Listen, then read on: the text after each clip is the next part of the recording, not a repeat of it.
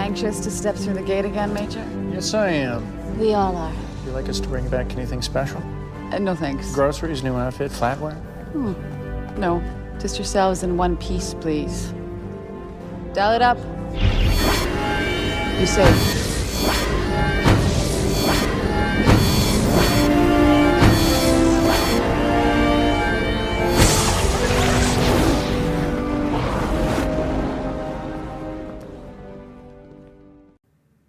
Welcome to the Jumping Puddles podcast.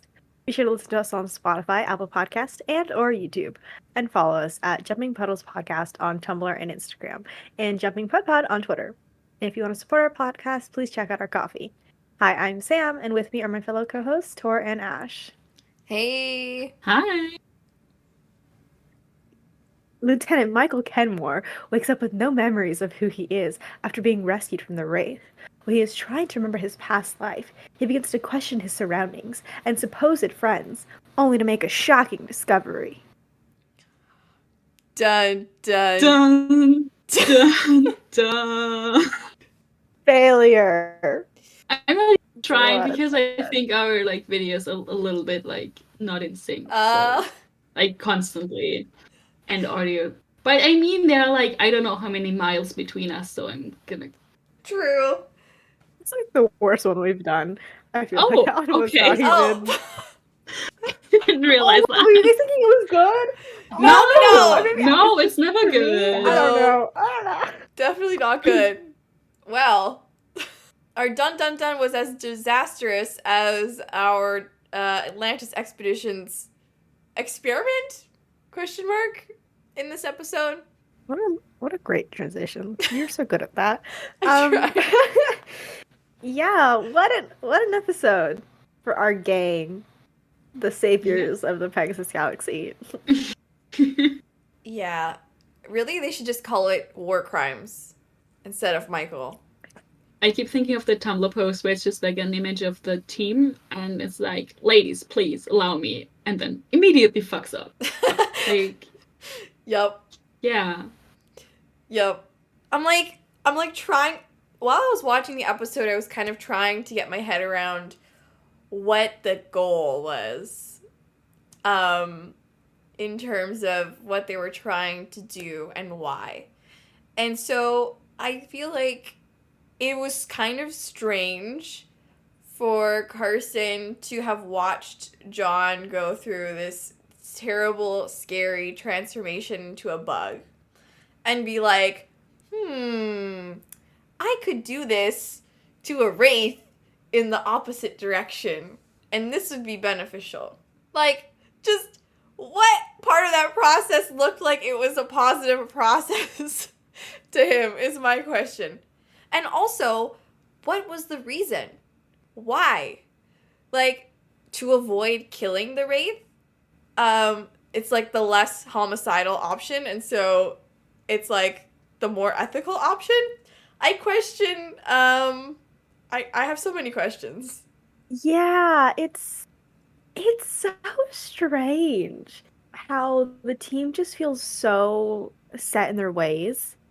And it kind of just feels like I couldn't tell if this was out of character. Because I feel like it's not per se, but I feel like certain people's actions sometimes I was just like, would you do this?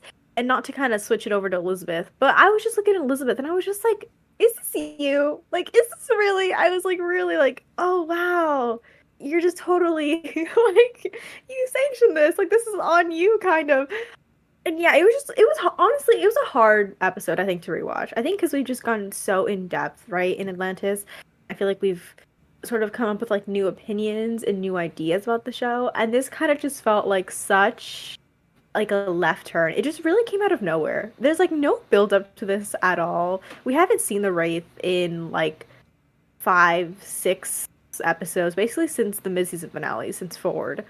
And so just for the team to suddenly whip this out of nowhere and be like, yeah, we're at war, we have to just come up with something to change your being your biological self. It just felt so out of nowhere, and I just don't think the Wraith had done anything that deserved this level of reaction it just felt so random. They didn't even feel like a threat this season, to be fair. Like they were just barely in the season, and then some of the teams like, we gotta kill you, bro.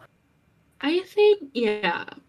I actually liked this episode, and I think I liked it more than I remembered, because I wasn't like, it was an episode for me, like just one that I would watch.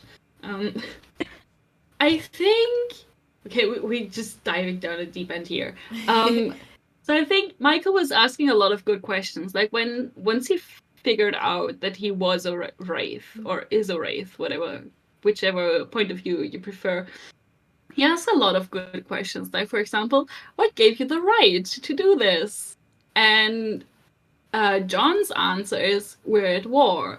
And I agree that it felt a bit out of place here, and that there was no build-up, and that it was like, yeah, Sam, you're so right when you say that the Wraith didn't feel like so much of a threat this season.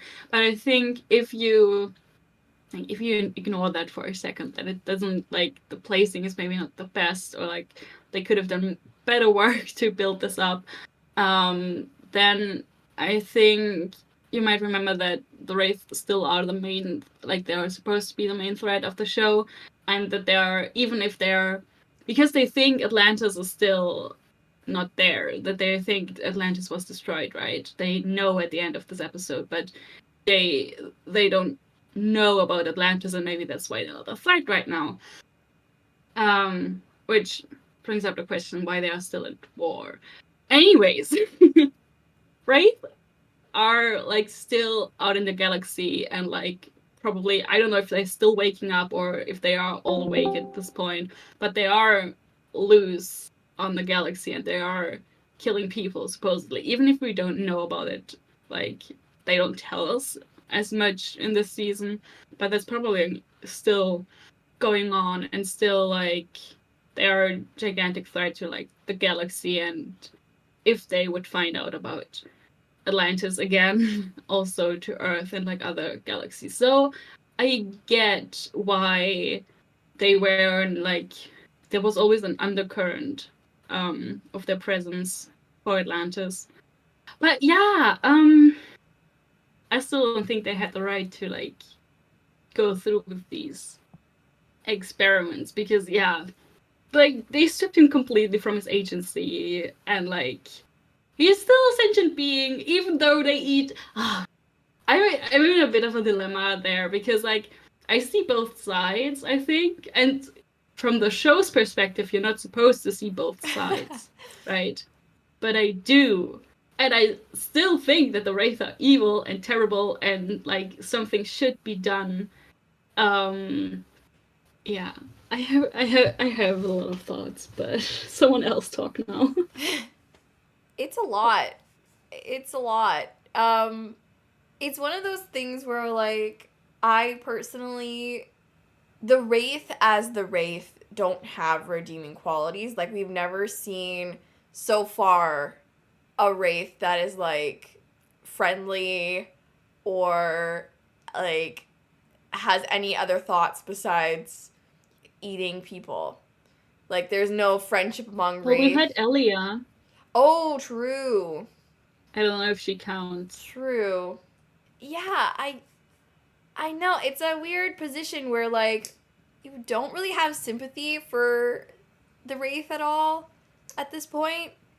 But you, like, personally, I don't understand why the Atlantis expedition is acting superior to the Wraith. There are a lot of telling moments where, like, Teyla was describing the Wraith and saying, like, you know, all they do is feed on people and they know nothing of compassion. And Michael was like, well, you weren't compassionate to me. You guys were all lying to me. And you did whatever fucked up genetic shit you did to me. So how is that compassionate? And so it's weird. It's like calling into question all these questions about, like, are the Atlantis expedition better than the Wraith because they're going for a less overtly violent option?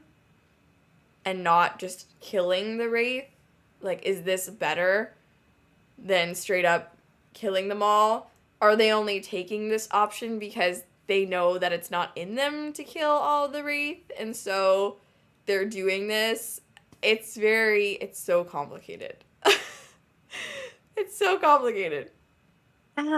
Yeah. It's a tough conversation. And I think with the gold and the ori, you know where they stand, right? The pure evil, like, you don't feel guilty when the Tok'ra suck out a gold from a person, right? You're just like, yeah, you freed a person, like, there you go. And you look at the Wraith, and it's like, well, yeah, they're villains, quote unquote, but it's like, they're also just eating? Like, that's their food. Like, it's not like, I mean, it's not like they have, I guess they're not looking for other alternatives. So I guess that's villainous, because they still want to eat people. But it's also just like, this is their fundamental nature. And I think that's just kind of a terrible way to start your show and have your villains.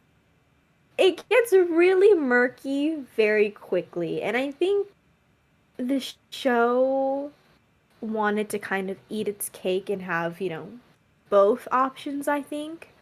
Especially with this episode, it sort of just feels like they were like, oh yeah, look, the Wraith are misunderstood sometimes. And then, they turned this around and go, yeah, and Michael's gonna kidnap Teyla's baby in 2 seasons. Like, I don't believe that they had a plan. And I don't think they treated the Wraith well. From the beginning, I think they set themselves up for failure with these villains. I think there were always going to be questions. And the morality of the team was always going to come into question as the show went on. I mean, if we question the morality of like the Atlantis team, which we do, and rightfully so, I think we can also question just the morality of the Wraith, who are also like, they are eating sentient beings. Still, they are eating humans. It's their nature. But if they got to a point, like, I was wondering, because the Wraith are set up as the villains, they would probably never get to a point where humans and Wraith would sit down together and like discuss alternatives, because like maybe instead of like turning the Wraith human, they could have turned the like developed something, maybe with the help of the Wraith, maybe just on their own, like a way to not depend on feeding on humans. And I think that would have been a much more, I don't know, human thing to do. Like to offer them an alternative, still taking something away, something from their nature, but still something that is like, I don't know, I think morally questionable, like, because they're still, because I'm just stuck on this thought that they're both sentient beings and they're both like sentient species, and both think they have the moral or physical high ground. So I think, yeah, as I said earlier, the Wraith still think that they are better than humans, and that's why they don't take an issue if eating them. But humans do. Yeah, I forgot where I was going with this, but yeah, it's tough as a viewer because I enjoy the gray morality of the Atlantis expedition, because I think it makes the show more interesting that they're not like squeaky clean and always do what appears to be the right thing. But at the same time, I have a hard time empathizing with the Wraith in the situation. And I feel like through Michael, the writers are trying to get us to feel bad and sympathize with the Wraith, or at least Michael and what happened to him. But, like, I don't feel bad for him by the end of the episode for a lot of reasons. And so that part kind of falls apart. And, I mean, yeah, I kind of agree with what you were saying, Ash, this idea that if they were going to look for a more pacifist solution to the Wraith problem, they could have done it a little differently. Like, they could have asked. They could have been like, hey, do you want to you want to try this, you know? I know they would probably say no, but, like, there's... It's an but interesting... they still could have asked. yeah, you know? I mean, they might have... Some Wraith might have thought it was a good idea, because, like, for evil reasons, but they could have been like, oh, you know, more humans for us to eat. So, like, yeah, we should use this on other Wraith. Which is not ethical either, but I don't know. Isn't that something that comes up later? Well, I was gonna say, I feel like all this is something that does come up later, right? Where they do want other Wraith to join in because they want to get other Wraith human, or they want to turn off that feeding thing. So it becomes like a weapon they use against each other. And again, with the whole, they don't ask permission for the Wraith to do that to them. They just start trying to devise a plan to just like attack the Wraith with this like biological thingamajig that Keller or Carson, whoever, came up with, so they won't have to feed on humans. And again, that kind of goes back to my thing though, where if this was an amazing show, they would have treated the Wraith as like Equals? like equals, and just kind of like, again, on that same morally gray area, where I just feel like it doesn't. It's weird, like, they don't treat the gray as the Wraith as morally gray, but they'll like do it with some of them, right? Kind of like, again, with Elia, or like Michael a little, and so you're like, you feel bad, and then he just goes straight off the deep end, and you're like, oh, never mind. Like, they kind of just yank you around in whatever direction they want the story to go in. And that's kind of where I'm just like, oh, I wish they actually cared about the Wraith as like villains, and like cared to like develop them. You know, I was thinking about it, I was like, damn, I was like, we've done so much for the Wraith, and we've barely done anything for them. Like, in our sort of version, you know, we gave them like a whole society with like a queen council, you know, we said like a home planet, like all these different things that they could have done to just sort of develop them further and have that like morality question, you know, be posed in just like a different light, you know. And I think especially when you think about it, sort of seeing the Wraith as a foil to the Atlantis people would have been really cool if they had like actually, again, given the care to the Wraith, especially when you remember that like the ancients kind of both, in a sense, made them, or just like both came from the ancients. And I think having two sides, you know, sort of opposing each other and sort of going in parallel would have been super interesting to see what could have happened. And we could look at them and be like, oh wow, that could have happened to us, right? That could have happened to humans or whatever. So yeah, I don't know. Rewatching this episode, it's fun. I think it's fun to debate and talk about, you know, and I love it regardless, and I love the team and stuff, but it just makes me more, like, sad, I guess, that, like, they weren't treated as an equal, and they weren't treated as more than just, like, daytime cartoon villains. Something that was a bit funny to me was when Michael first woke up, and they were like asking him questions like, oh, do you remember me? Do you remember yourself? Do you remember where you are? And all that. And like, he remembered Atlantis, and he remembered the Wraith. And he immediately thought that the Wraith were evil. And I was like, how is it possible if he has like, if he really has complete amnesia, but he has like these remnants, or like a gut feeling maybe about some things, why would his feeling about the Wraith be negative? Maybe I'm looking too much into the details here, but there was something I was wondering, because it picked up on quite a lot. And there was like that, did they like brainwash him before they woke him up?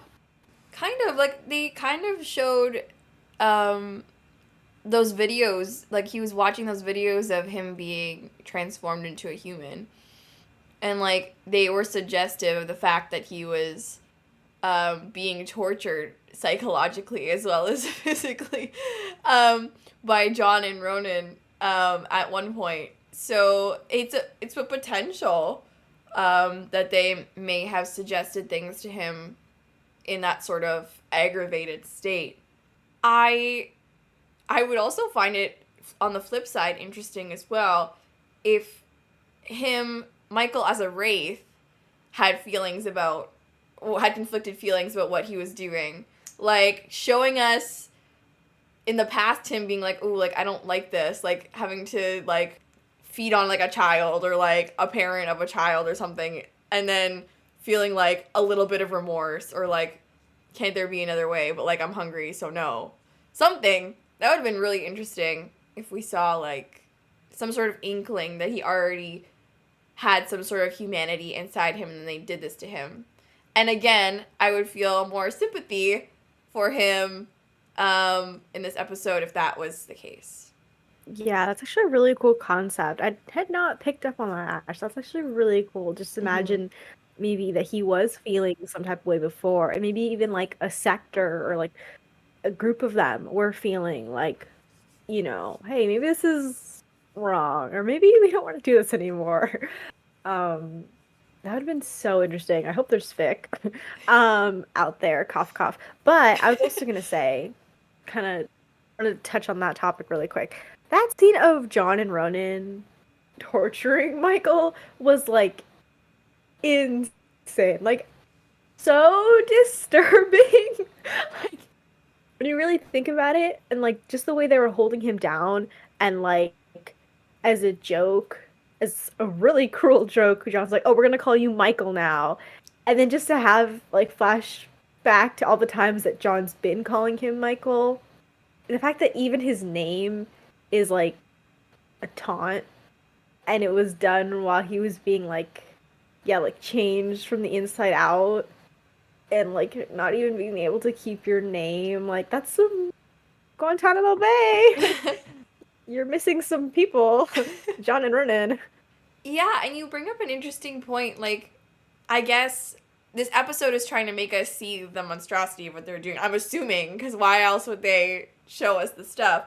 So, like, imagine if it was the other way around. Like, I think they do this actually in the novels, like the season 6 novels, like the legacy novels for the series. But, like, what if they were trying to turn someone from the Atlantis expedition into a wraith, and we're doing the same thing to them, you know? Like, we would be like, oh my god, that's so horrific and terrible. So, yeah, I don't know, it's weird. Yeah, I kept thinking about that when I was, like, wrapping my head around this episode and, like, the kind of flipped narratives that I talked about, or that I mentioned earlier, that they are... Because usually you see, like, one of our people, in quotations mark, being captured and like being tortured or whatever, and like by the evil guys, and in this case it's the other way around. So yeah, like how we would feel about an episode where this was gonna be the other way around. I didn't know that it was in the novels. I still haven't read them. But yeah, it's cool. Yeah, do you want me to tell you who? Yeah. So, spoilers. I don't know if we're going to keep this in the episode, but it's Rodney. They do it to Rodney. Seriously? Rodney the Wraith? Yeah. No, really. They do. And, like, Really? I don't think it works. Like, I don't think he's, like, fully wraithified, but, like, he ends up having similar powers to Teyla, I think, where, like, he can sense them and stuff. I don't hate that. It's weird. It's weird. Yeah. Well, I don't like the torture part, but I like that he got similar powers to Teyla. I think that's fun. Yeah. He's like a double threat then with the ATA gene and the Wraith gene. Yeah, true. Also, it makes sense why they would want Rodney. Are you kidding me? Like, who, again, like, the damsel in distress? Like, come on. Like, he's so smart. Of course they'd be like, yeah, let's take the smart guy. They want him to work on their ships and stuff. Speaking of Rodney, was this episode a confirmation that he speaks fluent Wraith? And can, like, read fluent Wraith? Oh, yeah! Because he was working on those Wraith schematic thingies. Do you think it was just an overlay and he was like, there was the translation on the next slide or whatever? I don't know. I mean, I would like to think that through the course of the series, he eventually becomes fluent in Wraith if he's not already, because he's just working with it so much. And it is, like, a derivative of Ancient. So, and if, like... Did he speak Ancient? Well, I know that Elizabeth does. So... She's the one who originally deciphers Wraith, isn't she? Yeah. Yeah. Yeah. Unless he's just using, like, her, translation. Her translation app. Translation app. Another Rodney episode where he's just gone. Yeah, he doesn't really have much to do on the It's torture interesting. episode. Well, I wanted more of him, which sounds terrible. But he has that really good scene with Michael early on where you kind of get the feeling that at least he's like trying in a sense, which is more than you can say for like John and Ronan. Like he tries to have a conversation with him and he tries to like, I think Michael makes a few jokes and Rodney's like Rodney's like just taken aback, like does not know how to respond. And then brief scene too of Michael looking at Rodney's hand after he shakes her hand, he kind of looks at it and then they go back to talking. But that's kind of it. And then he just pops up at the end to basically be like, I agree with Ronan, we should have killed him. And it's like, what is this? The switch is suddenly like, yeah. So I'm really sad to see him missing from this episode because I think I would have liked to see like more of where he stood. He was like, you're right. He was trying to like talk to him, but at the same time, he was so terrible at it. Like I all of them were, honestly. Like I think Teyla was maybe the one who was the most convincing talking to him, but even she was like on thin ice around him, and sometimes even in the beginning. But yeah, he tried. I'll give him that. And yeah, it was weird kinda not having him here. I feel like I don't know if we have just not been talking about him, but I feel like he hasn't really been around for a while. Like I just edited Well Long Goodbye and he wasn't that much in there, I guess. But I feel like he was much more prominent in season 1, or even like, so yeah, it was, and it would be interesting to have his perspective, like coming, I don't know, from like I feel like a very unique position of being a civilian and a scientist, but like not in medicine, but also not then on the other side, not in the military and all that, and like. Oh, absolutely. How did you feel about this? I don't know. It's so hard because like I love all the points that you raised about him because we've seen Rodney do very dubious science before, but like never biological and never really considering the impact on life. And so it's kind of like a question mark about how he really felt about the situation, because in the end I feel like he said that like we should just kill him because it went so badly. So of course he's going to be like, yeah, we should have killed him. But if it didn't, I kind of wonder where he would stand. And I was very shocked by him, like, just casually strolling up to him in the cafeteria and making conversation. And even, like, shaking his hand was a big deal. Because we all know what wraiths do with their hands. So, like, I'm surprised. And I don't know if that has to do with him trusting Carson's science or, like, actually being like, okay, this guy might be all right. But it was certainly an interesting interaction. Let's go the team route first. I think it's really interesting that we got to see, like, everyone have a different perspective. And I wish we were going to see more of it, actually. Because it's interesting, because this episode is framed in a way, right, where it follows Michael more, which I do love, right? You get that intro of him being confused and sort of waking up, and then the team telling him, and obviously we start to feel like shit isn't going, well, and what are they keeping from him as well. But I would have liked to see more of just them behind the scenes and sort of everyone's thought process. I think it's really interesting how different everyone is, right? Because you look at Carson, and I think in the beginning, like, he's working so hard to make sure this is, like, it works. And then by the end, I don't know, they try to give him, like, these, like, really sad looks. Like, he's looking in the camera, like, all guilty. And it's like, Okay, I guess he's feeling bad. He's feeling like sad about this. Okay, whatever. And then you get that, Tayla's on the opposite where she's like just totally against it. Or like she's not against it in the beginning. I think she grows into being against it and she's very much like, okay, this is wrong. And you have Ronan sort of just being like, just kill him straight up. Like, don't, like, let's just kill him. Right? And then you have John being more, I don't know, sadistic or whatever. Like, very much no, like, no, this has to work. This, like, we have to find a way. You have Elizabeth just kind of, I don't know what Elizabeth is doing. I don't know, just kind of just being like, yeah, it has to work as well. Kind of siding with John a little bit, but less of like the torture, more of just like, this has to work to save our people kind of thing. So it's interesting, and I would have liked to see more of it, or sort of just more of like the team EB fighting amongst themselves and seeing how they even came to this original decision. Because it kind of seemed like, I don't even know how did they vote? Like, what was the plan here? Like, Yeah, about Elizabeth, I think we see her like making decisions in this episode and also like standing up for her or standing by her decisions because ultimately they were her decisions. So I think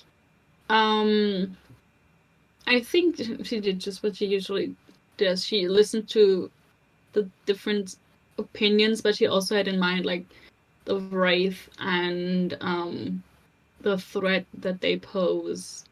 And I think maybe she was just like, in general, they were all just a little bit lost with how to deal with them because they are such a powerful enemy and they were looking for answers. But I mean, the fact aside that like experimenting on sentient beings or like humanoid beings is maybe not the way to go.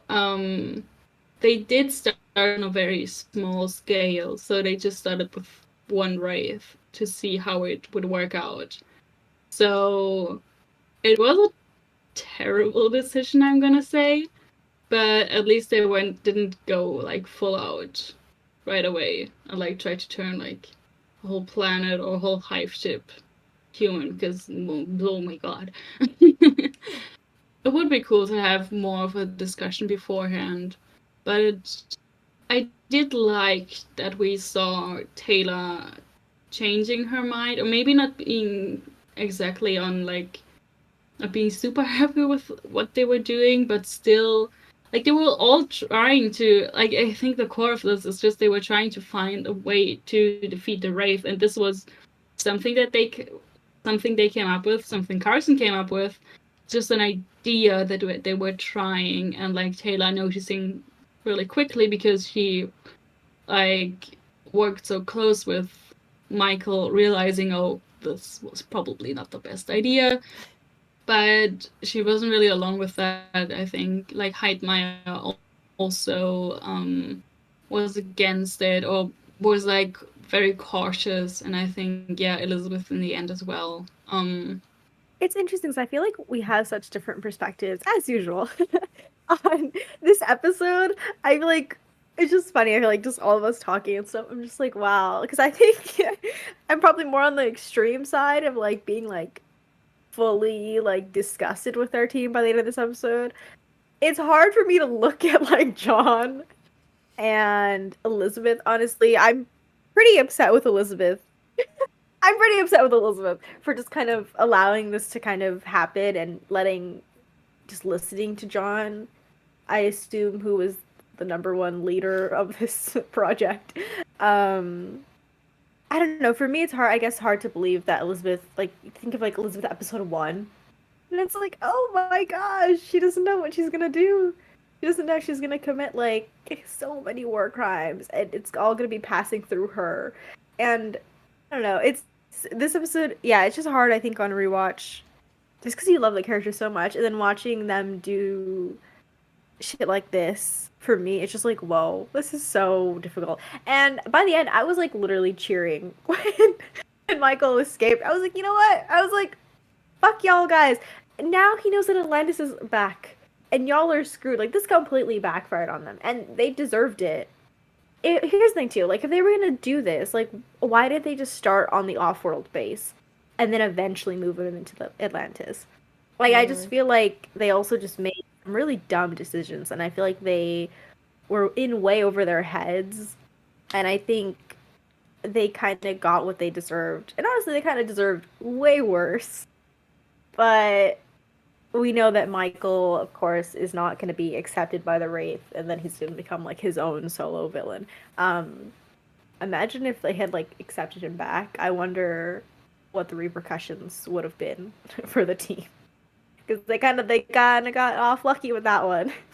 I don't know. I kind of want to talk about Carson as sort of the origin of this whole thing, and I wonder how it came about.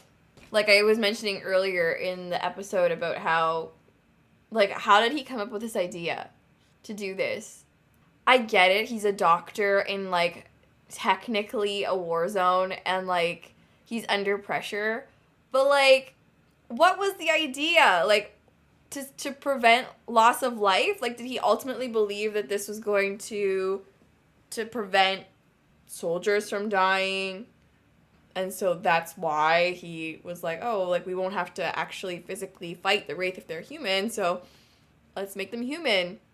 And I actually, even though perhaps agreeing to the experimentation with the retrovirus was not the smartest thing to do, I appreciate the fact that Elizabeth took the responsibility on herself and was like, I'm the boss, and because I said yes to this, like, that's why it happened, not because you came up with the idea. So that was cool. And of course, even when she makes mistakes, she's always a good leader with her people in that sense. But yeah, I don't... in terms of Carson, like, I wish we got more out of him this episode besides, like, the sad, like, regretful look. Like, she even asked him, like, at the end of the episode, should we continue? Like, now that he knows, like, do you think it's a good idea if we re-administer the drug and, like, see how it goes? And he's like, yeah. Like, so, I don't know if he felt bad at that point, faced with, like, either kill him or continue to experiment on him. He would rather continue the experiment. I don't know if it was, like, an ego thing and he, like, wanted his plan to work. Like, there is no... I want to know what was going on in his mind, you know? That's, like, one thing that was missing from the episode, I think, in my opinion. I get it. They were trying to build sympathy for Michael and focus on Michael and Michael's feelings in the episode, but, like, on the flip side, I also want to know what's going on with Carson. Like, where did this come from? This Scottish doctor, like, what? Yeah, it is interesting that from... of all the perspectives we saw in this episode, we didn't really see Carson's, or at least he didn't really know how to proceed, did he? Like, he didn't want to up the dose right away, for Michael. But yeah, I think the question that you're asking, so like, what was the plan, like, long term? What did they hope to accomplish? Like, yes, eliminating the threat of the Wraith, but was it like they are in way over their heads because there are so many, and like it doesn't even work. And at this point, of course, like assuming they would continue the experiments, which I don't remember if they do, or if like what changed. But like at this point, they're at a point where they have like administer like daily injections with that thing. So how like in the bigger scheme, how would they manage that? That's impossible to like they can't like drug millions of wraiths every day with this thing to keep them human in quotation marks. And even I was thinking, even if they manage to turn all the Wraith, or like a huge part of the Wraith, human, And then what if they kept their, like, at first they lose their memory? How old that worked, I don't fucking know why he lost his memory. Maybe it was a side effect, maybe it was a purpose. Who knows?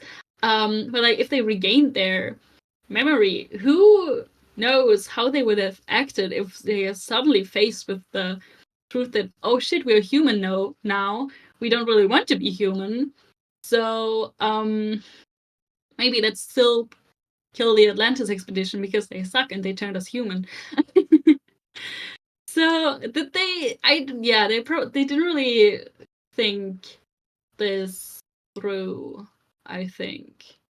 Yeah. Oh, it makes me think, right? This plan reeks of John. No offense, John lover, John stan, John defender till I die. I'm just thinking about this, right? I'm thinking what Tor was saying about, like, how did Carson get here? Like, Elizabeth's taking the leadership role, sure. But I'm just like, there's no way I see Elizabeth and Carson coming up with this on their own. There's just, like, no way I believe that. Or if they came up with it, they could have been like, okay, eventually. They could have been like, maybe long term. But there's no way John wasn't right there next to them, telling them, like, hurrying them along and being like, we need to try this out now. Or, like, who cares if it's just, like, an ejection a day? Like, we can manage that with one person. Let's just see if it works. I feel like he would have been the main driving force. Like, not to place blame on any one person, because it's just them as a collective, right? But just trying to figure out how they got to this point. Yeah, and I feel like it's hard when you look at everybody's reactions to Michael and the experiment being a success. Like, I don't know, because John was really uncomfortable with him being integrated into Atlantis society, so I'm not sure if he would be cool with doing this to the Wraith. I feel like he'd be like, just kill them. Just kill them. It's an easier option than this. But I don't know. Maybe not. Because he was the one who went through the whole transformation thing. So he could have been like, oh, what if we reverse engineered this? But I don't know. I don't know. It's so messy. Yeah. I'm not sure I agree there, because it is interesting to think how they got to this point where they decided, okay, we're going to capture a Wraith and turn them human. But because, yeah, as you said, Tor, John was so uncomfortable with this whole situation. I felt the whole time, that he just wanted to be over with it. Yeah. Like, he didn't want Michael there. He didn't want Michael, like, he didn't want him to, like, regain his memory. He just wanted, like, the experiment to be over, I feel like, and not really see it through. In which I can see that maybe it was his idea to actually start the experiments, because, like, he doesn't always maybe think things through. He just has an idea and then does it. But I don't know if it was. I just feel like nobody was happy with what was happening. Like, it was just all messed up, and everyone hated it on a different level. And it's so bizarre because he didn't like it. He was uncomfortable with it. But then at the same time, Ronan was shot Michael, or tried to shoot Michael with his gun set to kill. And then John was like, why are you doing that? Like, why would you do that? And it's like, why would he not try to kill him after he, like, after he tried to escape and, like, kill people? Like, I was so confused by that. I was like, why are we still trying to shoot to stun at this point? If we're done with the situation. So it was all very messy. I guess part of him not following orders, but, like, maybe he figured you're killing a human being at this point instead of a Wraith. Or maybe a part of him thought, like, Carson may be able to gather data from this experiment, even though it ended in failure. So, like, don't kill him. Like, I don't know. It was it was strange. It's so interesting to hear you guys say that, because I feel like usually I'm, like, way more on team, like, John has way more emotions than we think. But I just feel like in this episode, I did not read that he was uncomfortable, like, at all. Like, I mean, I think he was uncomfortable, sure. But I just think given, like, his body language and, like, his tone and, like, the words he would use, like, when he was holding down Michael and, like, naming him, okay, that scene. And as well, like, when he was telling Michael to his face, like, we're at war. And then he was saying, you're better like this. It just seemed like he was one of the main people, and I feel like in his mind, like they could turn him all human and like drop him off at a planet.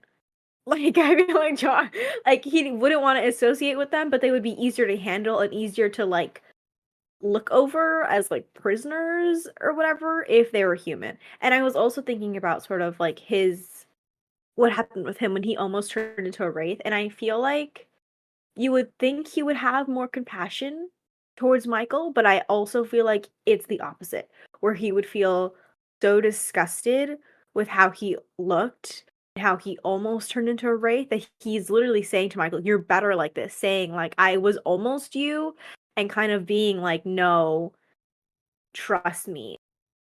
So that's kind of how I read the whole situation. I still don't understand his reasoning. I guess some of the desperation could also come from, like, him feeling guilty about the whole Wraith thing in general. So, like, that could be a motivating factor, because he kind of was responsible for waking up the Wraith, I guess, in a way. So, I That's true. if he looks at it that way, I'm not sure. I feel like he would, because he has a gigantic martyr complex, but that's just me. I feel like that's another sort of internal pressure to, like, solve the issue as quickly as possible with the least death possible. Human death, I guess. Ah, okay. I'm glad that you clarified that, because I was thinking at this point, does John and Ronan, for that matter, really care if Wraith die or not? Because I felt like they were more on the route of kill them all. I Yeah. don't fucking care. Like, especially Ronan, obviously. So that's why I think I keep struggling with the John was the driving force behind this, because I felt that he did not care as much about the Wraith as individuals. Yeah, but I think I was going off what you said earlier too, is that there's too many of them. I think that realistically, he's not like Ronan that's just like, hey, let's go fucking shoot and like I'll just die along just trying to kill them all. I think that John's smarter than that. I think he knows that there are way too many of them for them to handle. And so I think they look at this and go, okay, this is like a better option, not only for us because we can like, you know, maybe like eventually hit like entire hives with like this weapon, but also like, you know, yeah, we can sneak around and just like administer it and just slowly like get rid of their numbers. I still think it's funny that they, like, I can see that. Yeah, that makes sense. But I still think it's funny that they did not consider, well, like, like because they are creating a new, not a new species, but a new like people, and that they did not, like, did they think about the aftermath of that? Did they think about how that would like change the face of the galaxy and maybe bring new issues? Because as I said earlier, if they kept their memories, maybe some of them want to recapture their wraithness and want to turn back. Or if they don't remember, they have like millions of confused people there, and then I don't know, do they know how to grow food, how to care for themselves? So then they're still gonna die, and then they have killed a bunch of humans in that way. So they were not thinking. Well, No, they were, and that's why they were like so. They kept rushing Carson as well. They're like, just up his dose. They're like, see if you can get rid of like, you know, the wraith tendencies as well. They just kept pushing him to do it. Carson was like, I don't think that's gonna work, and they were just like, just go for it, just try it, try anything at this point, because they were just so they were scrambling. Also, I've never heard of an overdose. Like, I don't. It probably doesn't work that way. But when Rodney said, "Oh, when a little bit works, why shouldn't a lot of it not work better?" Like, that's not how it works all the time. Clearly not a doctor if he's saying that, because he would not be saying that if he was actually a physician. I was gonna say, I really briefly want to talk about Ronan because I was so mad at him this episode. I mean, listen, like I appreciate his honesty in that he just like was just not gonna fuck with this plan regardless, and he was just not gonna fuck with Michael regardless. I think that's fair. What I was annoyed at was more of the team.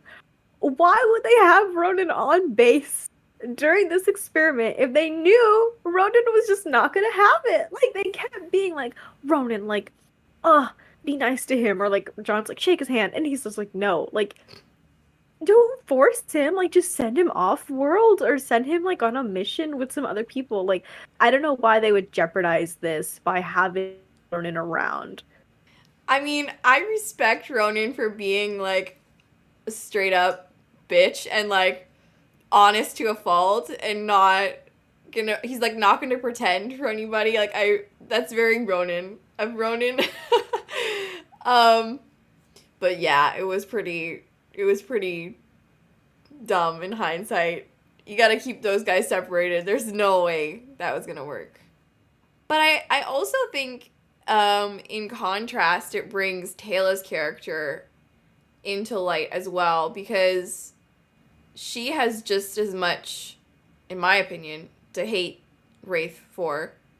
And she treated Michael really kindly the whole episode. So it's very interesting seeing the two contrasting each other. I mean, depends what you see as kindly, because she played along with the rest of the team in that she was lying to Michael from the beginning. I don't know if that's kindness, if that's compassion to bring that back up, but it was the route that they decided on, I guess, and she tried to follow it.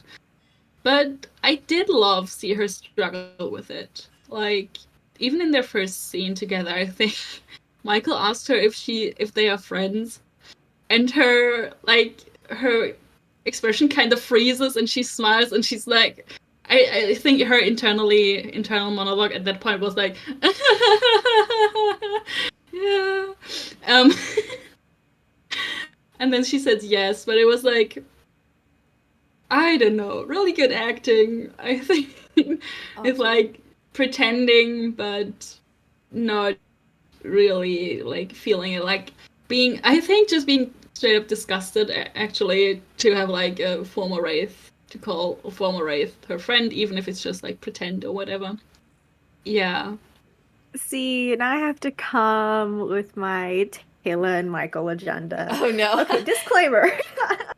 I love a good lovers or friends to enemies arc. Like, I feel like that's such an underrated trope, and I will eat it up every time.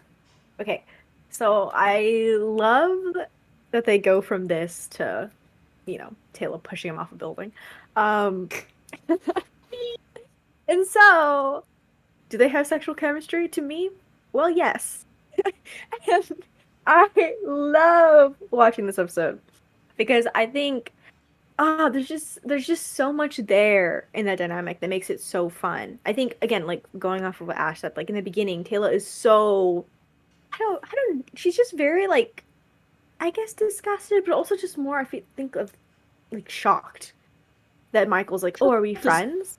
And I I feel like she's just more like, it's taken aback. And I think it's interesting because I think he must have been able to tell that she had the Wraith gene, and he reached out, as like, oh, hey, you're my friend, right? And I think it's just so interesting because it might have brought something up in her that she hasn't really addressed as much, which we just haven't really addressed all season, which is her Wraith side. And so I think Michael touches a part of her that no one else can, and relates to her. And I think watching her sort of be very like shocked and just sort of standoffish in the beginning, and then watching her like slowly start to try to, talk to him, and she kind of starts to really feel terrible. And I think, I love that scene of them sparring. And then even after, where they tell him, she's still the one, she goes to see him in the jail, and she's telling him like you're gonna get moved off world. Like she's literally revealing their whole plan. I was like, Teyla, don't be telling him this, but she was just telling him. I was like, all right, whatever. I think by that point, like she had really grown to see him as a friend. I think by that point she felt terrible, and I think she was friends in her mind. I think she wanted to be friends with him, or at least like felt enough guilt to the point where she wanted to go down there and talk to him.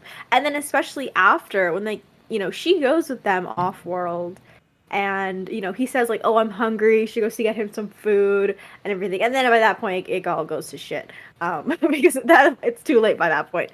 Because I mean, she tells him too, like, they're gonna try again. Don't tell him that you're gonna erase his memories again. Like, girl, what are you doing? And so I just really love their dynamic. And I think it's so fun to look at it as sort of, we brought this up before, but he is her villain. And their stories are intertwined in a really fun way. And I think it's just so fun to watch this episode with that in mind, of sort of where they're going and just seeing what could have been. You almost feel like, like maybe they could have been like some okay friends, or like she could have maybe like reached him, right? You get that scene at the end that's so good, the tension where he's like about to feed on her, and then she's like, and then he doesn't, and you're like, yay, and then no, and then he goes back and tries to like actually get her, and then John saves the day. Yeah, so I ate the whole thing up. I just found it interesting, like her wanting to tell him the truth basically from the jump. Like, after she started having conversations with him. I don't know, like, I feel like it's a combination of her morals, but also, like, getting to know this person as a human being instead of a wraith. And I think the scene where she talks about her visions or her connection to the wraith is really interesting. Like, it kind of surprised me that she would confide or try to relate to him in that way with something so personal. And maybe it was just for the benefit of the mission, but a part of me likes to think that it was also for a human connection as well. And yeah, it makes me, and that's what makes me so angry about the ending of this episode, because I would feel way worse for Michael and have a lot more sympathy for Michael if he didn't turn around and backstab Teyla the way that he backstabbed her. Like, it was so terrible. Where she was, like, the only one who treated him with any decency, and then he turned around and, like, used her as a scapegoat and, like, used their connection, I guess, in, like, a sick and twisted way.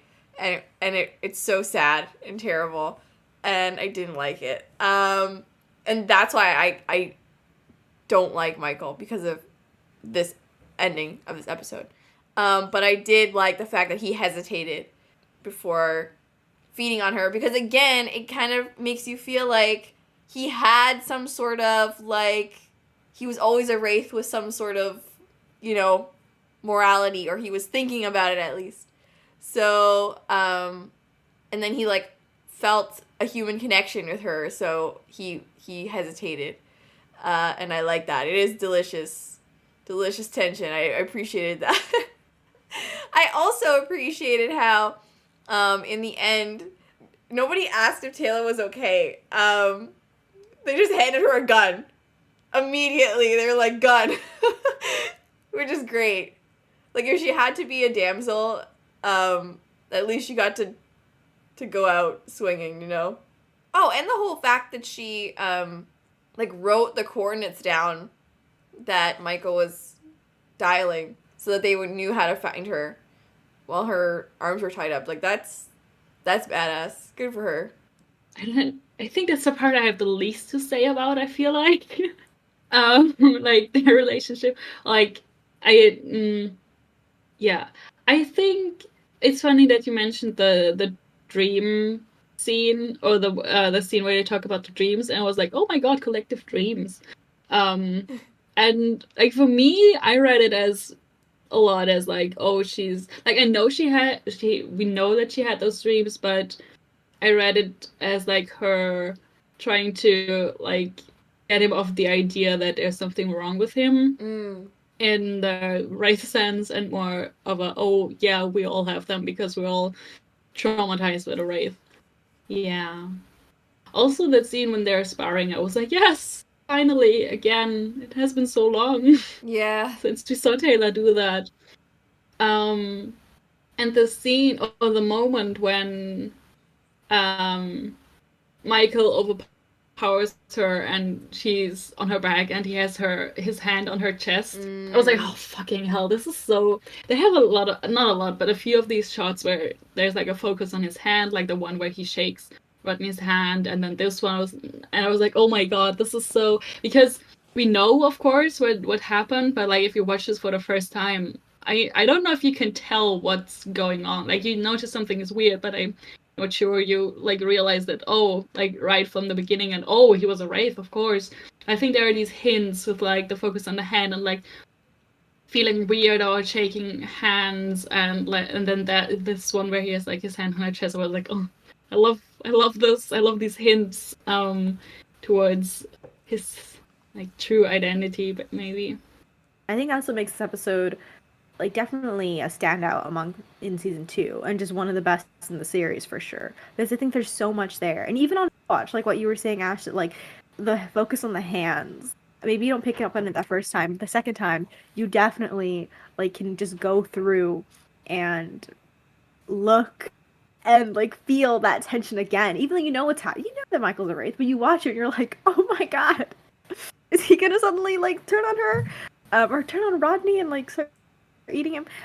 Yeah, so I think this episode is so good overall, but I just think that there's sometimes it's fun to sort of analyze the war crimes and stuff, but I also think it's just so fun to look at Teyla's character in this, and there's so much you can just take from just like unspoken scenes. Like you can just, I don't know, there's so much you can just make up, I guess, about her and how she feels in this situation.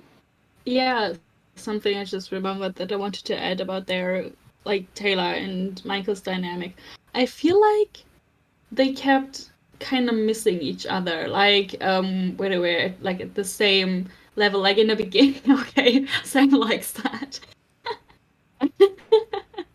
So that in the beginning, Michael has no clue what's going on. He's so trusting. He feels this connection to Teyla, and Teyla is like kind of like, I feel feels a bit uncomfortable, or like taken aback, or like unsure maybe how to feel about this. And then as the episode goes on, Michael learns, okay, something is wrong, but he still kind of confides in Teyla, but she still tries to like calm him down maybe for a while, and then it kind of switches, and then he kind of goes like everything goes downhill a little bit, or he like goes a little bit downhill, and that's the point where Teyla is like, oh, I want him to become, I don't know, a better person. I want him to understand us, or like, I don't know, some kind of relationship or friendship from whatever. But then it's too late from his perspective, and then in the end it just all collapses. I love that. And again, like for me, like it doesn't have to end in a happy, ending or whatever, happy note. Like I'm fine with them just missing each other, and the what could have been of this relationship is just enough for me to be like, this shit is so good. Like I'm here for it, and sort of how they evolve from here, right? What we're gonna end up seeing later on. Everyone listening to this is like, what the fuck are you into? No, I'm sorry, okay? I just I like light and dark ships. I was screaming at, because I forgot about that in the scene after like when they're off world and Michael uses like his mind tricks on Teyla. I did not remember that. I was like, fuck no, Teyla, no. Yeah. It was painful. It was painful to watch, and I was a bit annoyed that it was so easy for him to like overpower her mind, because like there were other scenes. Maybe she wasn't like, expecting it, maybe, but still he was not fully Wraith at that point. So I feel like he should have struggled more to like. There should have been a little bit more of a like mental struggle. Maybe we see her fighting against him and see him like actually having to fight as well for control and then eventually like subduing her. I think we've talked a lot about like the really broad concepts of this episode. It's kind of hard to like point out like the little things sometimes because we've been having such big discussions.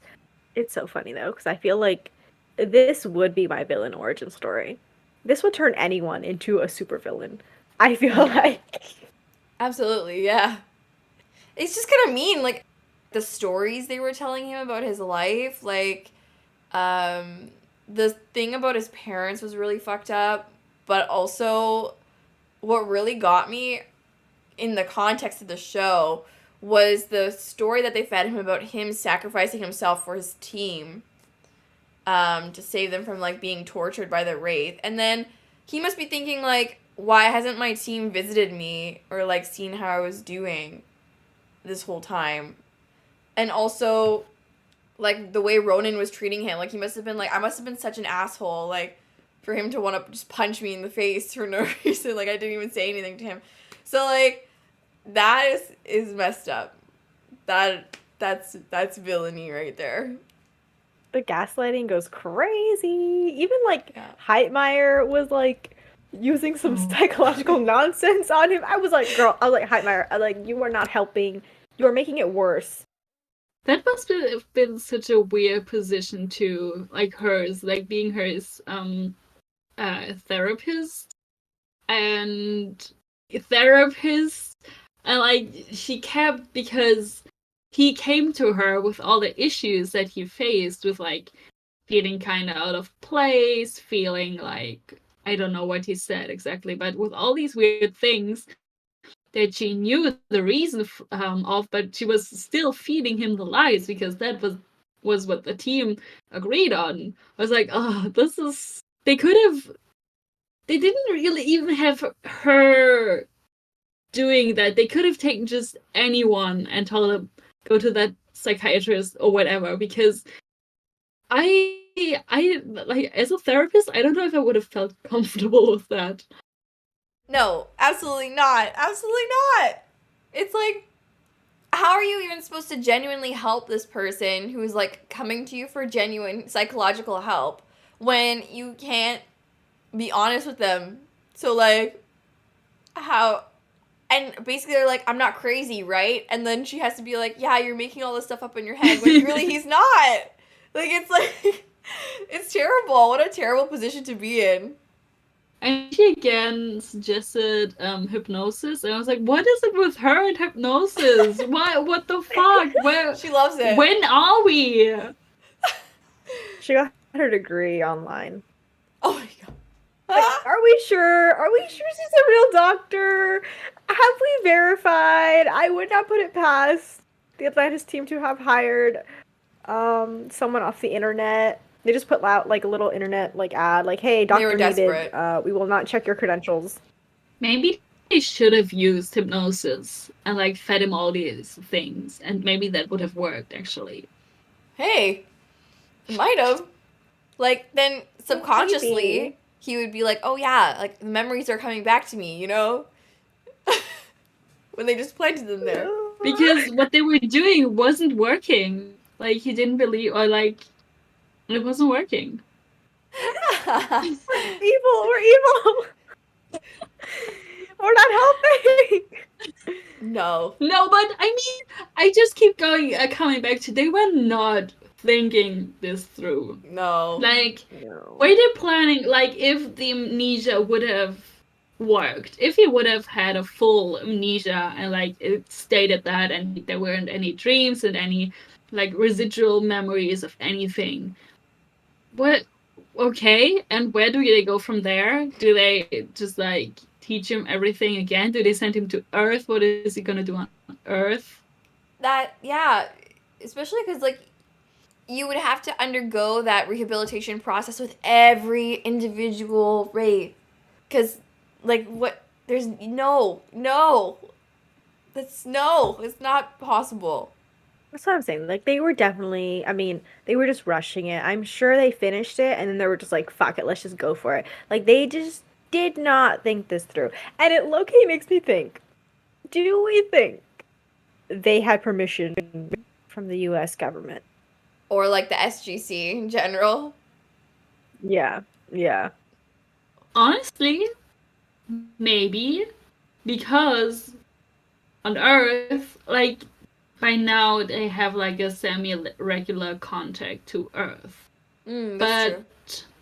still, they don't really know what is happening in the Pegasus galaxy. They're not in that situation. They have like a completely, like a really detached view on like what is happening on Atlantis, I feel like.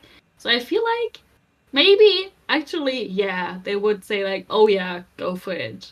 Just like try this shit. Maybe it works. Maybe it sticks, maybe it won't. But because it isn't really their problem. True. Because they're on Earth and they are still very far away. So maybe, but also maybe no, and they just went with it. I agree. I think I'm somewhere in the middle. It could go either way, I think. Yeah. Because I was thinking, I was like, the IOA are also just insanely reckless. And they're also idiots. So I would not be surprised if they were also being like, yeah, fuck it, just test it, just go. One guy you guys can handle, just kill him if you guys can't fix it. Like, I can definitely see them also just pushing Carson, Elizabeth, and just everyone as well. They have some really mean tactics, I feel like. The IOA. Not a fan. I just hit up some little funny observations. Like one, why the fuck does Michael have such a big room? I was gonna say that. I actually wrote in my notes. Where is it? Michael's pad isn't half bad. Because it isn't. It's huge. He has a little couch. He has like some sort of like it looked like he was maybe on the sides. Maybe he has a view of the ocean. His bed wasn't like 2 feet tall. Like he fit in his bed instead of John over there. True. And like, yeah, it's creepy that he's under constant surveillance with like 2 armed guards outside of his door and like a camera on every corner of his room. Just but like, yeah. And not just one camera, like 5 at least. Yeah. And clear glass walls where nice everyone room. can observe him. But like, it's still a nice room. A weird place for like a living quarter.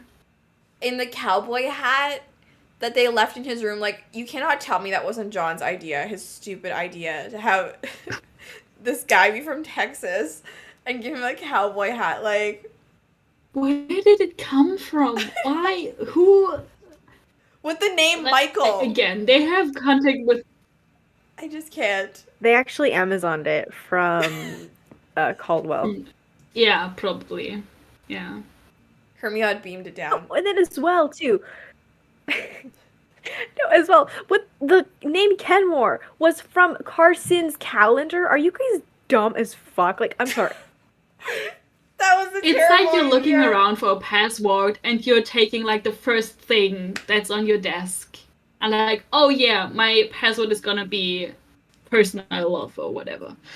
It's Honestly, Ash, now that you they bring don't that do up, that. I thought that's what was gonna happen because I didn't remember exactly like how he got into the computer. So I legit thought that he was like gonna look at the sheep on the wall and like type in sheep and that was gonna be the password on it. Like I actually thought. Scotland or something. Yeah. Surprisingly, Carson did not do that. Wow. Also, No, but instead he let his DVDs lying around. his confidential Carson! patient files. But also, I really, really miss DVD drives. Like, inbuilt into a laptop. Absolutely. I was reminded of Seriously. that. I really miss that. Absolutely. I was gonna say that so dates the show. Because people just use those like Yeah. external drives now, but like I miss those days. Can we go back to like the CD binders? I need it. I'm just crying though. Our team can't even do war crimes right. We can't even war crime girl boss our way out of a situation. You just gotta fuck it up. Yeah. Oh my gosh. We have to talk about Rodney and food. Girl, what the hell? He likes Jello, blue Jello, and instant meal packets. Yeah, Blue Jello is like the I mean- ongoing gag of the show. I mean, Blue Jello's good. But Yes. Yeah. I mean, he also likes hospital food. I thought it wasn't really far-fetched, but it was kind of sweet that Taylor remembered that. I was like, yeah, he likes them. It was really sweet. No, I'm just cracking up because we just got so much like Rodney food lore. Like he wasn't in this episode, but they were just like, here, take a bunch. And I was like, oh, okay, oh, interesting. Blue Jella, okay. Instant meal packets, okay. I think he's still in that, like, student mindset where he didn't have time to make meals, you know, and, like, step away from his work. So he just, like, it's the instant stuff. Funny, funny guy. I also feel like we have to give a shout out to Connor Trinneer, the actor for Michael. Oh, yeah. Because, like, are you kidding me? He kind of did amazing. Like, his transformation from sort of just like believing everything they say to slowly like going crazy and beginning to doubt himself and just doubt the team. Oh, and that look of when Carson rushes in to try to stop him from watching the DVDs and he just looks up at him. Yeah, it's like just horror. Like he did so well with the horror elements, like, and I really appreciated. And my last little two things I have jumping towards the end. I was cracking the fuck up. There was a lot of like really cute John and Ronan like little moments, just because like John was being very like, no, Ronan, don't do that, and then Ronan does that throughout this entire episode. That's their dynamic. And so Ronan like running to try to catch Teyla before she goes into the gate and then just falling completely on his ass.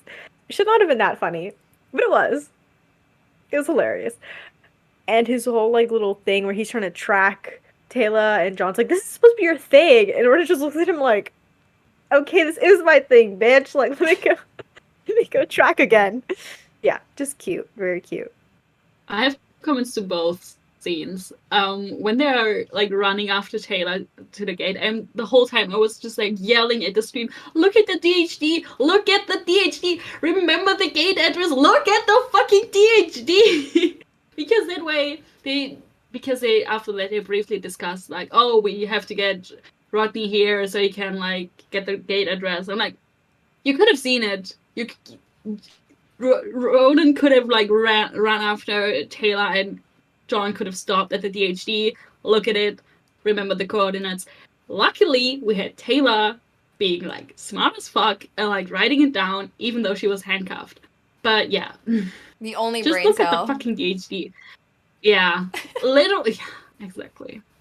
Especially when And Rodney's then- out there. Oh, yeah, yeah, yeah.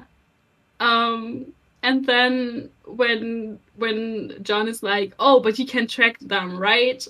And Ronan just glares at him, is like, are you fucking kidding me right now? And John like backs himself up, like, oh, but that's your thing about among like many other things. It was like, it's kind of funny that they're like, because what has Ronan done so far?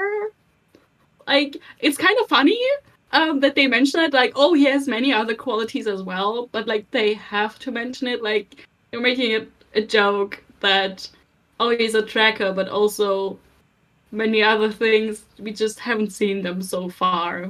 Like, I was still cracking up, but I was like, ah.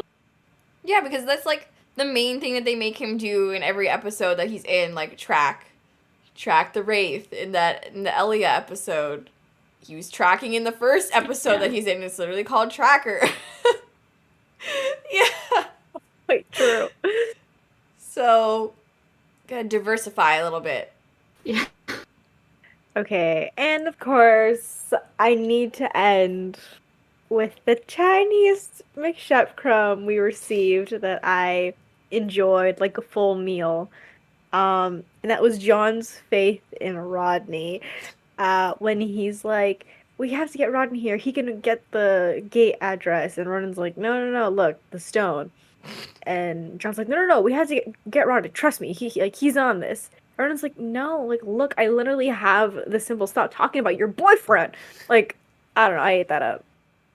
Yeah, it's funny because, like, I love how he just is like, oh, Rodney's the only one who can do it. When when we know for a fact that Zelenka has done this before, and like he can also do it as well. But no, it has to be Rodney. And also it takes so fucking long to do that, like, because they have to they can't just say like, oh yeah, this was the last address dial. Like they have to get a whole list of the addresses, and then yeah, so it was pretty funny. Oh, John. And well, I think that's it. Surprisingly, I felt like this was going to be a 4-hour long podcast, but perfect. And I guess we can go straight into the Bechdal test. This episode fails. Dun dun dun. Which is sad because we don't not only have Elizabeth and Teyla appear in this episode like a number of times, but even Heitmeyer that we have 3 women, but nope. Ah, damn. I think a scene of maybe Teyla Beth talking would have been so great. Or Teyla like going to Teyla Beth, Teyla going to Elizabeth and being like, I'm feeling this way. Like I'm feeling very uncomfortable. And Elizabeth maybe trying to like reassure her or try to like get her back on track. And then she goes to Michael, but she's still confused because she doesn't know which lover to turn to. Yeah, or even there. or even I don't know. That probably wouldn't have worked. Like to pass the Bechdel test, but because it would still be talking about Michael. True. But just Teyla going to talking to Heitmeyer because we know she's going to therapy and like discuss some of her conflicted feelings or whatever. Or Heitmeyer and I don't know. There are 3 women. Do something with them. All right, and it's right back to me for the behind the scenes, which we got a decent amount of. Okay, Michael, which was directed by our good old friend Martin Wood, and it was written by Carl Binder, another good friend of ours now. It was written some hit or miss, but I think this was a hit. This is actually his freshman year on Atlantis too, so the working title of this episode was Charlie, and it was originally Michael's original name as well. Oh wait, Charlie? Weird. Especially because like I feel like Charlie has a quite significant meaning for like SG1 with like Jack's son. Yeah. And like the name Charlie comes up a few times there. So it would be weird. Also, Charlie doesn't sound like one of John's old boyfriends. No. No. No. And it's funny because I feel like it would make more sense if it was like a joking name instead of Michael, because Michael's like a normal name for somebody to have, unless John was like taunting the Wraith with like Mikey or Mike and not Michael. So like Charlie is more of like a joking name, but not believable at all for the guy. I just don't think it suits him at all. They made the right decision. Yeah. So this is actually the first on-screen appearance of the Alpha Site, which, remember, was supposed to be set up at the end of season 1. I believe that the Wraith, invaded their original Alpha Site, and they came this one, I think. So yeah, it's been a whole season since I brought that up. Wow. I didn't realize that was the first time we actually saw it. I loved how... I feel like no, not true. But I loved how it looked so much like British Columbia. Oh, yeah. Like, it could have been a shot from SG1. It was like, I feel like I know that little valley that they shot in. I recognize it. They use it a lot in SG1, I think. So it was a nice callback, I feel like. Feels like home. Yeah. Yep. So apparently the story of Michael's capture is briefly explained in the Stargate Atlantis novel Allegiance. And fun fact, when Michael is looking at his Wraith self, he is actually looking as James LaFosnos, because James LaFosnos played Michael in his wraith form. So when he's being tortured and all that, that is our man, James LaFosnos. Wow. Okay. Interesting choice. I was wondering about that. I was wondering if that was Michael. Like if that was Connor in there, but I was like, I'm not sure. I love that. Oh, buddy. Huh. This is a fun one too. So in the Enterprise novel, or one of the Enterprise novels, Commander Trip, aka Michael, takes on the name Michael Kenmore after faking his death. Oh At one my point. god. They're crossing over. They're crossing over. Oh no, that is so funny. That is really funny. The crossover we all dreamed of. This is why media tie-ins are so fun, and they should always continue to be a thing, because it's just so fun. Yeah. Also, I don't know if you guys knew, but Connor actually is in Stargate Origins. He plays like Yeah. a character in the series that everyone forgets exists. Yeah, he plays oh, I forgot his name. The father of Catherine Langford. Oh, wow. He was actually like, I felt like the only good thing. So High praise. I don't know if it is, but he raised it. Like he raised the level of that show. I feel so bad, but it's. Did you watch it? I tried because he was in it. I think I watched like some of the first episode and I was just like, it's a web series. It feels like a Yeah. web series. Mhm. Yeah. And I don't know, for me personally, like a backstory on like the gate is not interesting to me. Like I'm more interested in like the future of it. I feel like it's very like we know about the gate, like we know it got here from like World War II or blah blah blah, and then it was just in like storage, you know. So I know I like that. I guess it's cool they try to expand on it, but it wasn't something that I was interested in. I think I have complicated feelings about it. Because I like Catherine, and I think it's interesting to see her a bit earlier. A lot of people say, "Oh, it destroys canon," which I'm like, no, it doesn't. But whatever you want to think about that, I think they went they took the easy route in some of the storytelling to make it make sense and fit into canon. And yeah, it feels and looks like a web series, which isn't a bad thing. I recently watched a bunch of web series and they were all a lot of fun, but like normally it's the other way around, right? You start as a web series and then you go to the big, like the TV screen, and have that in reverse kind of felt. Yeah, I think the fact that that was like the first Stargate in like 7 or 8 years did not help. I think because people were probably like hoping for something else, and then getting that was probably a big letdown. Anyway, we don't talk about that one.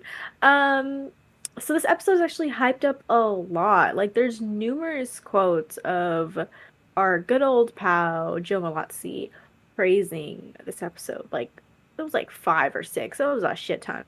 So I just picked the one to focus on because he said, and I quote, "I have a feeling it'll be an episode that fans will talk about for some time to come." End quote.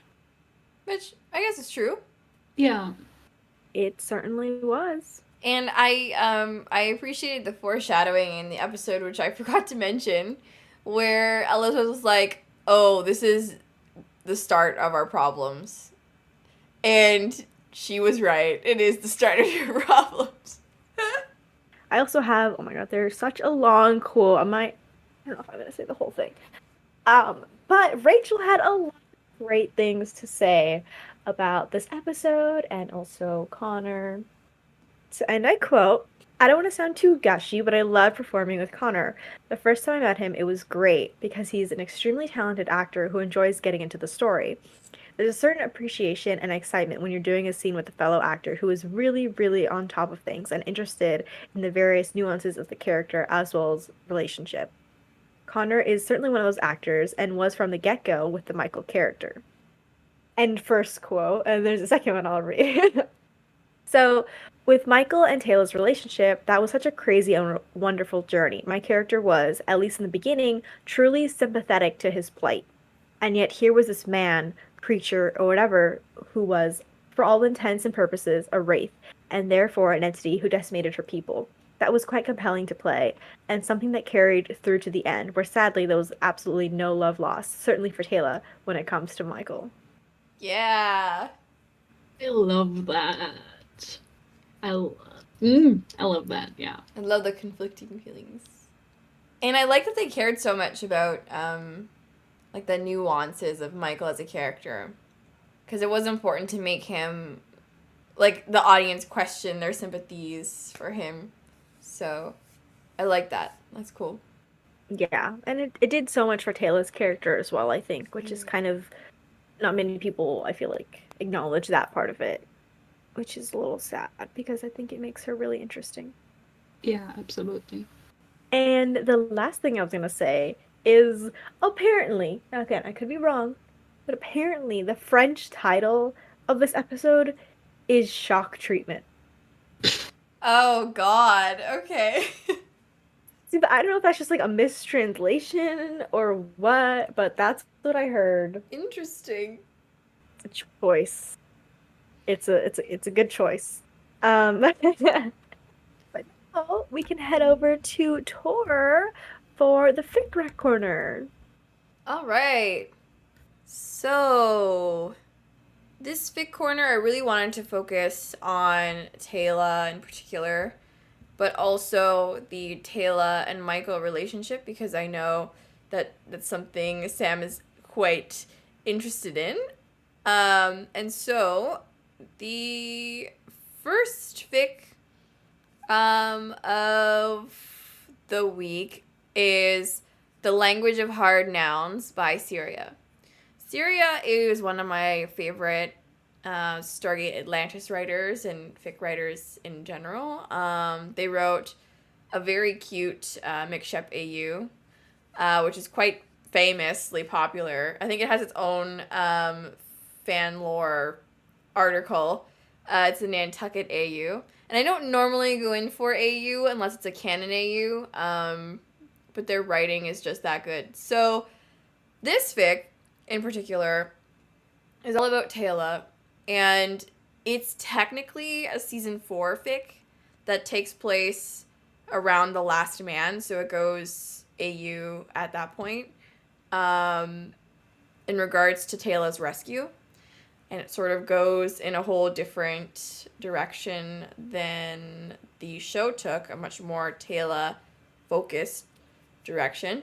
I haven't read it in its entirety. It's quite lengthy. It's like 35,000 words-ish. But so far, it is an excellent character study on Teyla, which may seem contradictory because it is a Teyla Michael fic, but it truly is. And so I recommend that everybody run, not walk, to this fic. Obviously, beware of spoilers if you've not finished the series, or at least finished season 4. But yeah, definitely take a look. In terms of a more light choice, there is the fic called People Are People, Except When They're Wraith, by 11 Inches, who is a really funny comedic writer in this fandom and others. And it's technically a season 3 fic, but I had to include it here because it's just hilarious. Basically, John takes on Wraith characteristics after his life is restored by Todd in Common Ground. And it's not in like a horrific way, it's kind of in a more comedic, funny way. And there is definitely background Teyla Michael in this fic. And Teyla is quite a proponent character. So, yes, if you want the funnies, do People Are People. If you want the serious Teyla character-focused fic, do The Language of Hard Nouns. Or do both, because they're both really good. And now we are going to skip the polls for this week and head straight to the ratings, which I did not think about. I kind of forgot about that, so I won't go first. Someone else go first. Oh, I guess I'm volunteering as tribute. Okay, so I'm gonna say, even though I question the logic of the team in this episode, it kind of just makes sense for them to be fuck-ups for me. So I'm gonna say 8 out of 10 for this episode.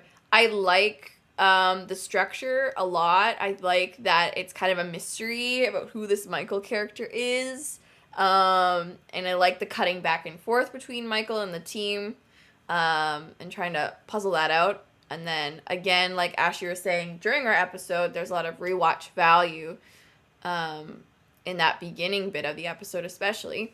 And I just like morally gray situations. I like when our team takes a morally gray stance, and I like feeling conflicted about what's good and what's bad in something. So, yeah, I want to say 8 out of 10. Yeah, I think I'm gonna give it a 9 out of 10. Nice. Because, yeah, this episode was not on my radar as, like, a really good episode. Like, I think for me, I think it doesn't get a 10 out of 10 because, like, my emotional connection to it is not as strong, but it is a really fucking good episode. Like, because of all the reasons you mentioned, the structure is great, the storytelling is great, the acting is great. We see a lot, like, we see different perspectives, we see conflicting characters, and, like, of course, we like the viewer is also conflicted. It's fun. I think it's a really good episode. Yeah. I think I'm also gonna go 9 out of 10. Think I gotta go 9. I did remember this being a great episode, again, mainly because of my feelings. But I didn't remember how refreshing it was. It's definitely a light in a very dark tunnel that's been this season so far. And so it's been really nice to have just like a straight up great episode. And I think this is why we do the podcast, right? This episode is why. It's because we get to debate, we get to just talk and have all of our feelings out there. And this is an episode that is just like the perfect like water cooler type of discussion where you just want to sit and talk and just get into someone else's brain and think like, so how do you agree with this? And blah blah blah blah. So yeah, I really enjoyed it for that sense. I'm trying to think why I would give it 9 out of 10. And I think unfortunately I have to take a point off just for knowing that some of this is going to lead nowhere. Which kind of feels unfair to the episode, but I'm kind like, don't tease me with some good things that I know aren't going to pan out very well. Or just like concepts that are just going to be completely fumbled in the end. Things like that. So it feels mean to judge it, but I am going to take off 1 point for misleading me. But yeah, no, I really love this episode. It's a great rewatch. I love the horror elements. Atlantis is at its peak when it's embracing its horror roots. And I think this sets up an amazing villain for Teyla. And this sets up so many questions for the team. Hey, look at us. Sam and me agreeing on the rating? Yes! Balance has been restored. Oh my gosh. Oh. We only have 2 episodes left, so we'll see if we can maintain that level of rating. Ooh, let's See, see. we'll see. Let's We see. have to start thinking about how we're gonna rate the whole season. Oh Oh, boy. Because that's a tough one. That On is like tough. top 5 episodes or Oh top god. Top 3, girl. I don't think we have. Do we have top 5? No, top no. I 3. think we have top 3 of like the last 10 episodes. Right. But if we have the whole season. Oh, you're right. I forgot about that. No. I think it's always half a season. I think you're right. I think it's the back half. I could be wrong though. I think so. I think we'll just like mention it though, like, briefly, sort of like our rating for the whole season, or just sort of comparing it to the whole of season 1 kind of thing. Yeah. Be sure to check out all of our links in our description box in Spotify or wherever you're listening to us down below. You can find our Jumping Puddles socials, which we are going to be updating a lot more frequently, and keeping you guys up to date with new episodes. And you also can find our personal socials to see what we're up to just during the week and what fandoms we are currently in. And yeah, be sure to keep an eye out for those. And thanks for hanging out with us today. Bye. Bye. All right, you clowns, listen up. I don't often get a chance to say this, so savor it. Good work, boys and girls. Now let's go home.